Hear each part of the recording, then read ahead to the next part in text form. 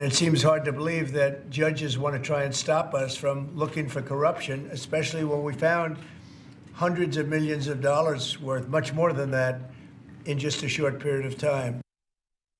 I think what the president said today is what most Americans are wondering tonight. How in the world a judge, found by Democrats, mind you, could or would want to try and block the work our president Elon Musk and DOGE is trying to get done. Now, I know we've been talking about the insane spending at the federal level for days now, but the work DOGE is getting done is historic. It keeps evolving, so our job is to keep you up to date. We have to. And I will say this, wasn't the press conference in the Oval Office earlier today awesome? While Democrats are trying everything they can to stop us from finding out where our money is going, all Trump and Musk said they're trying to do is a simple audit, good or bad. Find out what the hell is going on. That's it. Yet for some reason, the left, they don't want it. I can't imagine a judge saying, well, it may be corrupt, but you don't have the right. You got elected to look over the country and to, as we say, make America great again, but you don't have the right to go and look and see whether or not things are right that they're paying or that things are honest that they're paying. And nobody can even believe this. It is hard to believe, Mr. President, and after what we heard this afternoon, I think it's pretty important. His administration has access to the Treasury payment systems because right now they don't. And apparently, people have made a lot of money while working for the government, but their salary doesn't necessarily reflect that. I know, shocker of the year, right? Here was Musk on that. We do find it sort of rather odd that, there are quite a few people in the bureaucracy who have ostensibly a salary of a few $100,000, but somehow manage to accrue tens of millions of dollars in net worth while they are in that position, which is, what happened at USAID. We're just curious as to where it came from.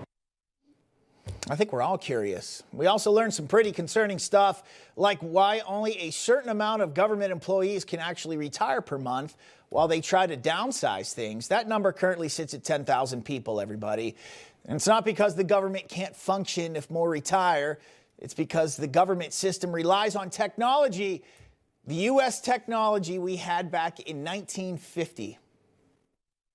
All the retirement paperwork is manual on paper. It's manually calculated, then written down on a piece of paper. Then it goes down a mine. And I'm like, what do you mean a mine? Like, yeah, there's a limestone mine where we store all the retirement paperwork. And you look at a picture of this mine. We'll post some pictures afterwards. And this mine looks like something out of the 50s because it was started in 1955. So it looks like it's like a time warp. That's nice to hear. Musk also talked about how there's no way in some cases to track spending at all. We've all feared he'd say something like this, and unfortunately, our fears are being realized. Basic controls that should be in place, that are in place in any company, such as making sure that any given payment has a payment categorization code, that there is a comment field that describes the payment, and that if a payment is on the do not pay list, that you don't actually pay it. None of those things are true currently. And we learned more today. President Trump said at times they're finding certain contracts that were awarded to businesses for only a few months. They would go on to continue for years because of a lack of accounting. Pretty embarrassing. It's also foolish. As an example, a man has a contract for 3 months and the contract ends, but they keep paying him for the next 20 years, because nobody ends a contract. You get a lot of that. Hell, Musk even admitted that throughout this process, he may get some things wrong. It's a major undertaking. Imagine that. Someone working in government admitting fault. That is how transparent this whole operation is willing to be with us. There's no malicious intent or plans to take over the world, the storyline that Democrats are trying to drum up. Some of the things that I say will be incorrect and should be corrected. So nobody's going to bat 1,000. I mean, we will make mistakes, but we'll act quickly to correct any mistakes. It was brilliant this afternoon, I think. A brilliant and transparent update from Musk with President Trump right at the helm. Who could possibly be against DOGE? Well, I'll tell you, it's this guy. U.S. District Judge Paul Engermayer in Manhattan, he issued the order after a coalition of 19 mostly Democratic-led U.S. states filed a lawsuit late Friday arguing Musk's Department of Government Efficiency has no legal power to access the U.S. Department of Treasury systems. Think about that. We're at a crossroads, everybody. Who is running our country? Is it judges or our elected officials, like the president? Are we a democracy or are we something else, like what Musk talked about today as well?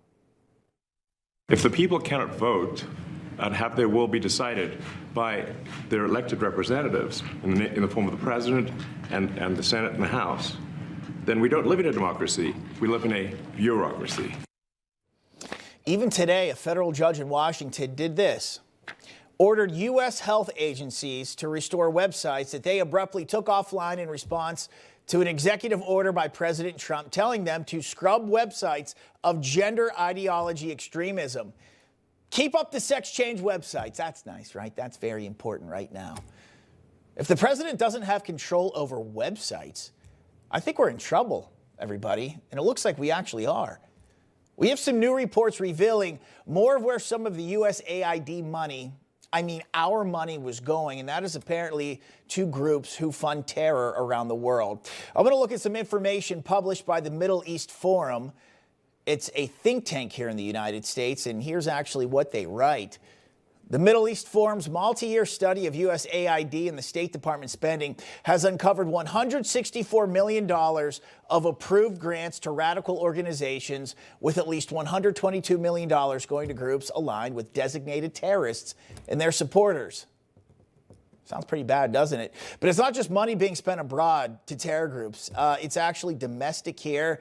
And I think this next part of what I'm going to tell you is going to make a lot of sense here.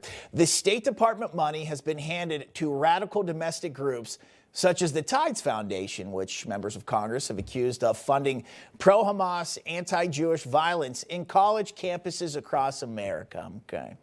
Now, doesn't that match up with what we saw on college campuses spring of last year? All across the country, pro-Hamas, anti-Jewish encampments, they popped up all over the campuses around the country. They didn't just happen at the schools you would expect either. They just didn't pop up at the usual suspects, the Columbia universities like here in New York, UPenn, Ivy League, Philadelphia, MIT, etc. These encampments, they appeared at our big state schools, Americana, the University of Texas at Austin, UT Austin, Arizona State, Indiana, the Hoosiers, everybody, and also famously at the University of North Carolina, where we had to rely on fraternity brothers to step in and protect our American flag. The whole thing seemed coordinated, and now we're learning it likely was at our expense. Our money has been used to brainwash our own kids to support terrorists, and all Trump and Musk want to do is stop that and then spend it on better ways, like making sure we don't go bankrupt. We've got a $2 trillion deficit, and if we don't do something about this deficit, the country's going bankrupt. Yet somehow Democrats, who seem to have no leader at this point, say the Trump administration is leading an attack on Americans and vow to erase all the work that has been done. And you really got to ask yourself, why are they acting like this? Information. Truth. Is freedom. Is Newsmax. It's real news for real people.